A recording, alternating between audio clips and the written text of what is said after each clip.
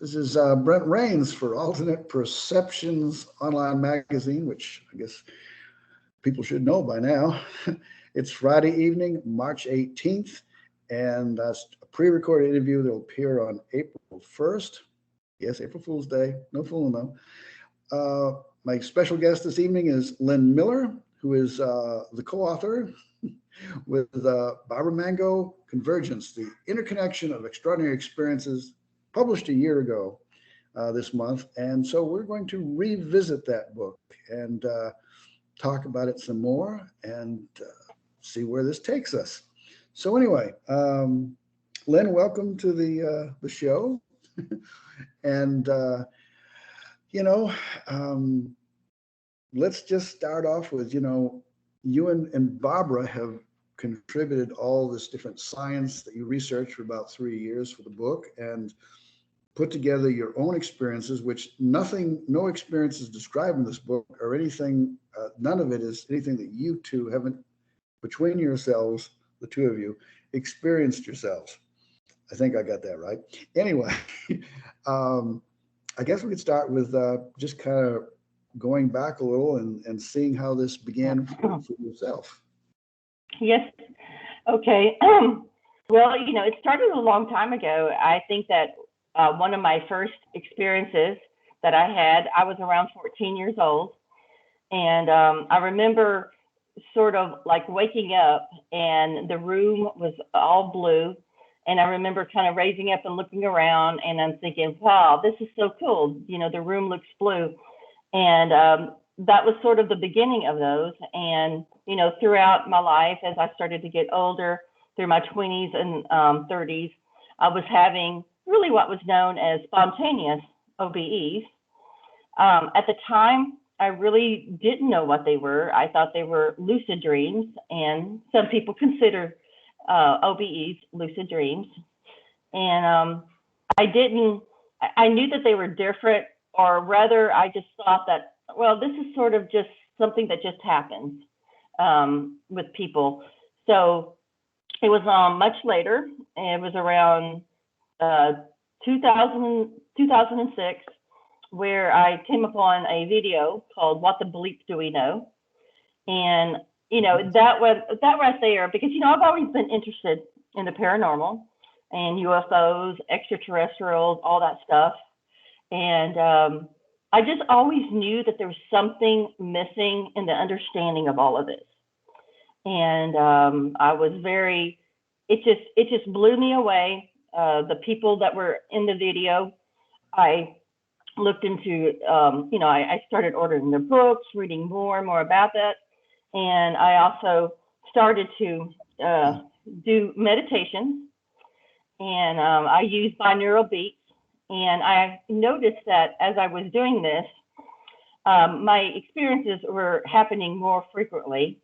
And I was I was sort of really blown away by it because, at first I thought, is there something wrong with me? Because a prelude to an OBE is the vibrational state. And it could be quite, nerve-wracking because all of a sudden you're having these really loud sounds going into, in your head. And it sounds like, a jet plane taking off in my head. And I'm thinking, oh my gosh, there's something wrong with me. And I was listening to a lot of great podcasts and things. And I just happened to be listening to a particular type of podcast. And the guest was William Buhlman. Mm-hmm. And yes, and it changed. I mean, he described to a T exactly what I was experiencing. I suspected that I was having astral projection. But at that time, it was too woo-woo for me to really accept that. Mm. But, at that time, I'm thinking, okay, well, this is it. And I got on his forum, and he had a Yahoo forum back then. And this was happening around 2009. And I started communicating with other experiencers and learning about it and reading his books. And he goes into great detail on, how to have experiences. So I started to practice them, and it was relatively easy for me to do those. And that just started just a whole new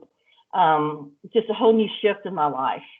And it was amazing experiences. I started seeing non-human intelligent beings.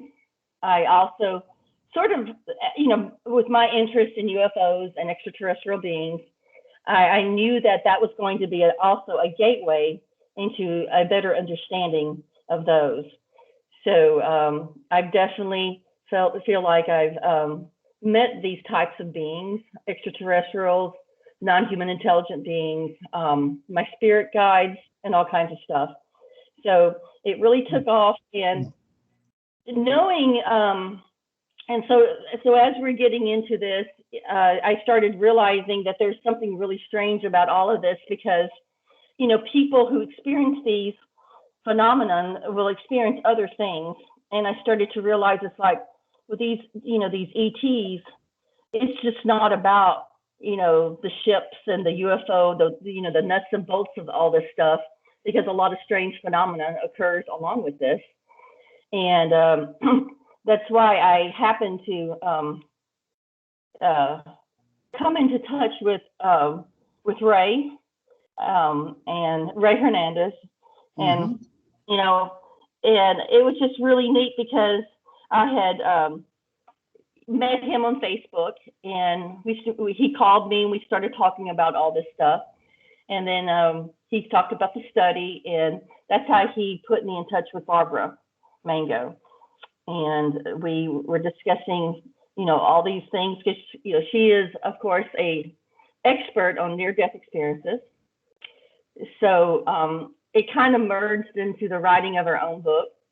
And we decided to go with, near-death experiences, UFO or UAP-related contact,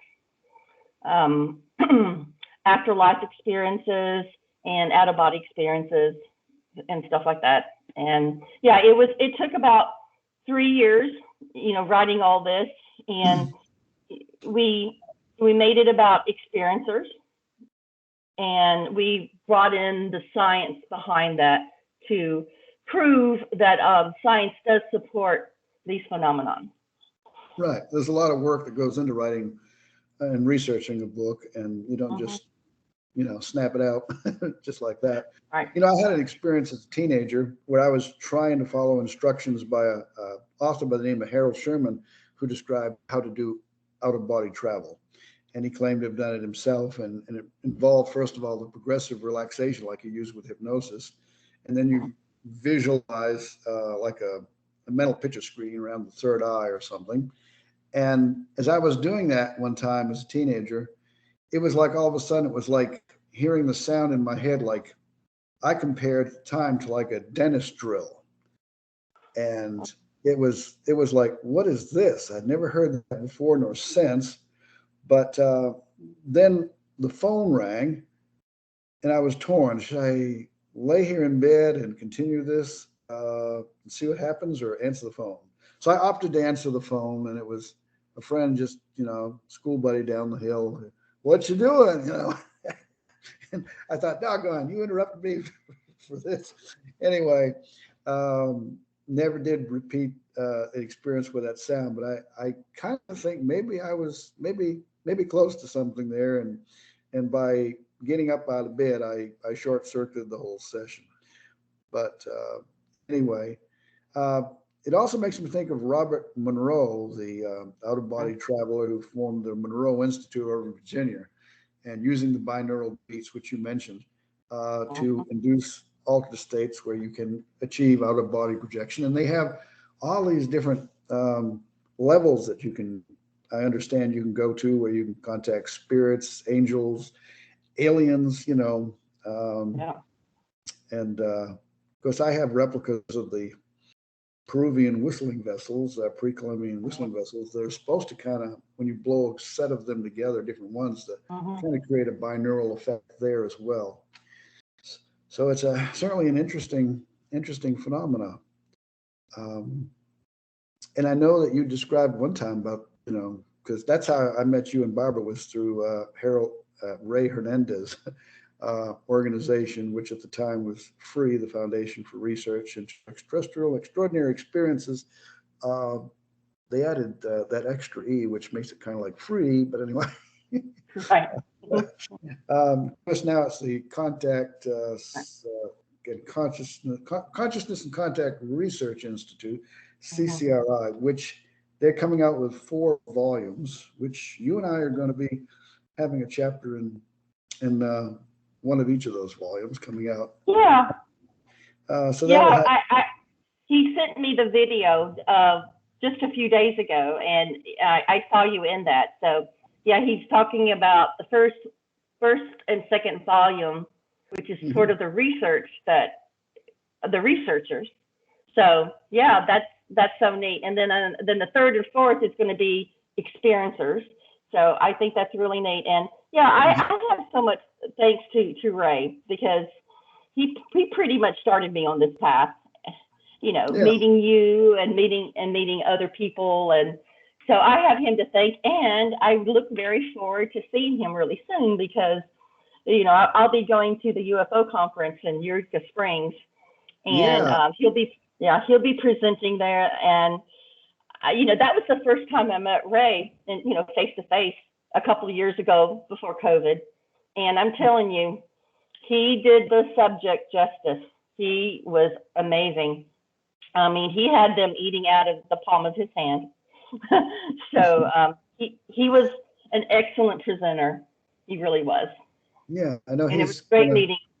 Yeah, I got to meet him in person back in August 2019 at the Alien Expo in Knoxville, Tennessee.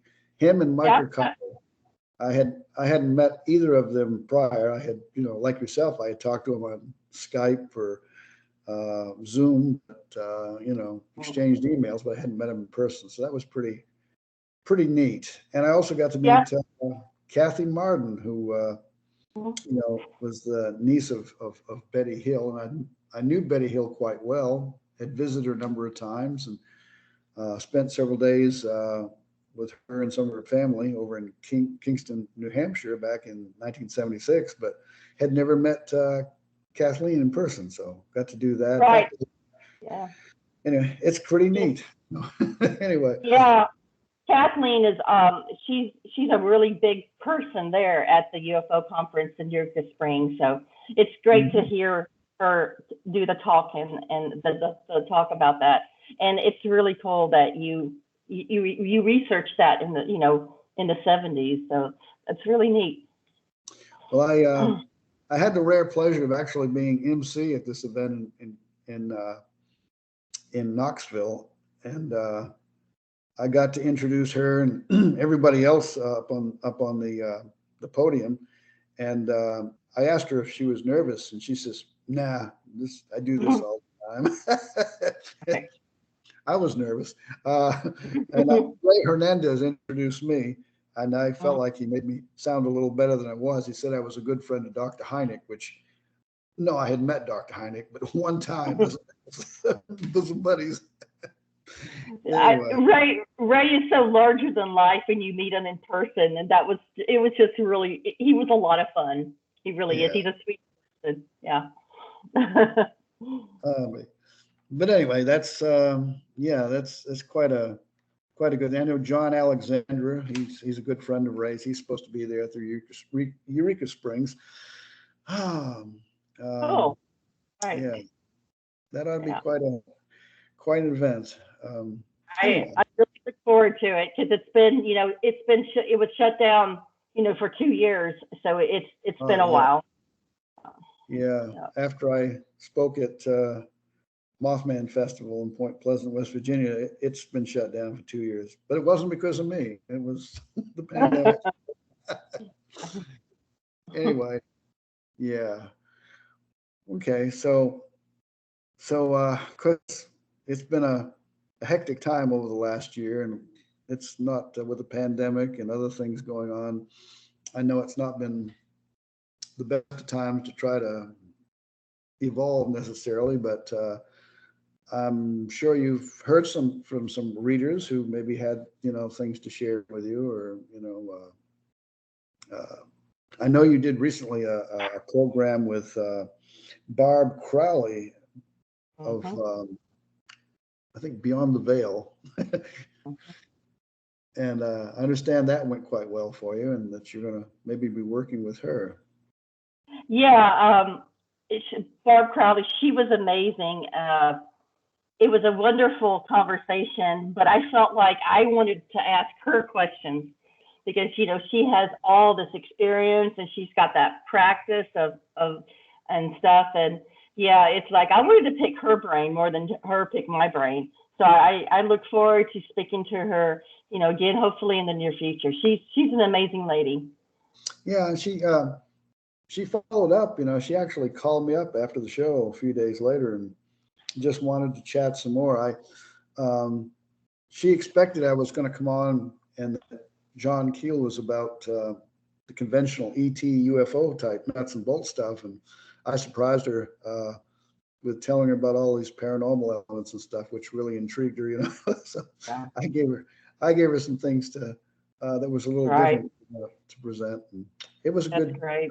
and I loved her questions. They were really good questions. I see you Very have good question. an entity creeping up on you there.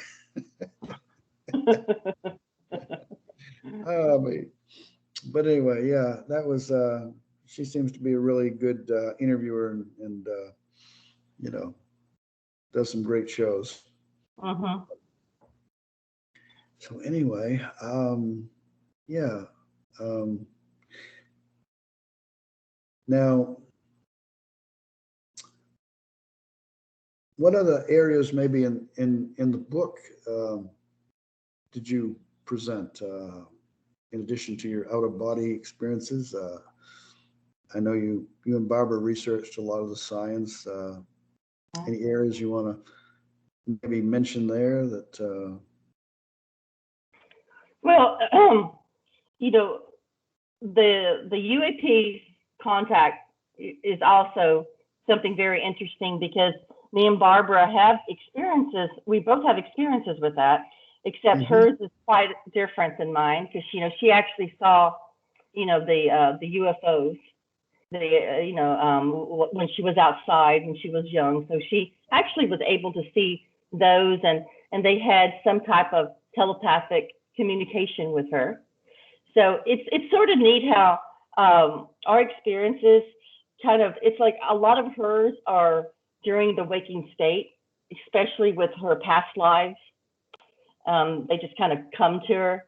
So it's pretty neat how we're able to combine, all these experiences and share them with people because, the looking at experiencers first is the most important thing because a lot of these individuals who have these experiences, they don't know really what's going on. And, one thing that we try to, communicate in the book was that, they're not crazy. It's they're not alone. We try to, show them that one of the best things to do is to try to find people of like mind. And there's so many different places that you can go with that because that's what I did.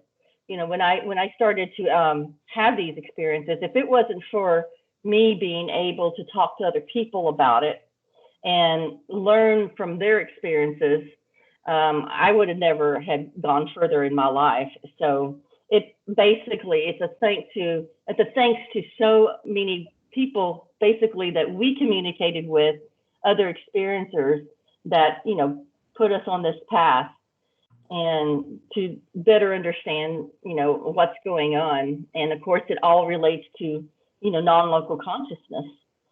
So whether Mhm. people are having ET contact, near-death experiences, it's all that's kind of what the book is about. The convergence of all of these are basically the fact that what we're experiencing is our consciousness being non-local. And it as Ray has pretty much put it too, it involves so many other things like seeing apparitions, ghosts, and remote viewing. It's just pretty much entails everything. And that was the one thing when I first talked to Ray. It's like, holy cow, this is it. It's all combined. It's all similar, and that's really what got us on this path to write the book and everything. Yeah, I like the term. I don't know if Ray came up with it himself, but he certainly uses a lot, the contact modalities, and Right. that's what CCRI is geared to, not just the UFO contact syndrome, but all the other elements Right. that are interconnected or very converge. much so. Yeah, and a lot of what you're doing in this book, Convergence, is what these 4 volumes that CCRI has coming out are going to be. It all meshes together, and it's it certainly does. It's a lot about when it comes to UFOs. You've always mentioned Jacques Vallée about, and the interdimensional hypothesis about it, how so much of these things, contact with extraterrestrials, other types of beings, it has a lot to do. It has everything to do with this interdimensionality of who we are and what we are, and how we all share that in common. And when we experience this non-local consciousness, we share that space, we share that with other beings, and that's how we're able to make contact. It's so amazing. Yeah, and there's something that's intriguing me, and I keep giving it a lot of thought and orbiting around in my mind this whole thing of how there's such a variety of different archetypal forms of beings and messages. There's some central themes, but it seems like the experiencer is approached in a way that an intelligence that interacts with the experiencer is trying to, at some level, conform to their prior beliefs and expectations, and not spook them maybe so much that because maybe for them the analogy has been used that for them to communicate to us is sort of like us trying to communicate to an anthill. There's an intelligence there, but it's on a whole different level. And so maybe some of these, a lot of these things are not exactly as we perceive them. Like the Virgin Mary apparitions, like Fatima, Portugal, in 1917. It was like a UFO type thing. The dance of the sun came down, this metallic looking thing spinning around, and like maybe 70,000 people witnessed this. And yet it doesn't, it came to conform the religious beliefs, the Catholic Church and so on. But what if that was the best way that this intelligence at that time could convey, hey, there's a powerful force beyond your understanding, and now we're still, but we put it in a different category or context. Definitely. Yeah, that's why it's changed over the years. Yeah, it does kind of evolve as we go. It does. We went from flying saucers to tic tacs and triangles, and I remember back in the 60s that a flying triangle seemed pretty rare. There was a book, I think, that broke them down into different categories, and I think triangles were like 2%, but they're much higher now. Right. Yeah. It's definitely a shared experience, with the experiencer and them.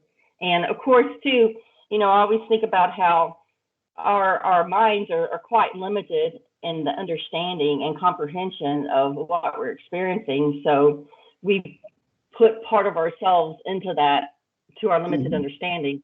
So it's like, that's why we can see, it could be a various different types of phenomena that we witness because of that. And stuff. Right.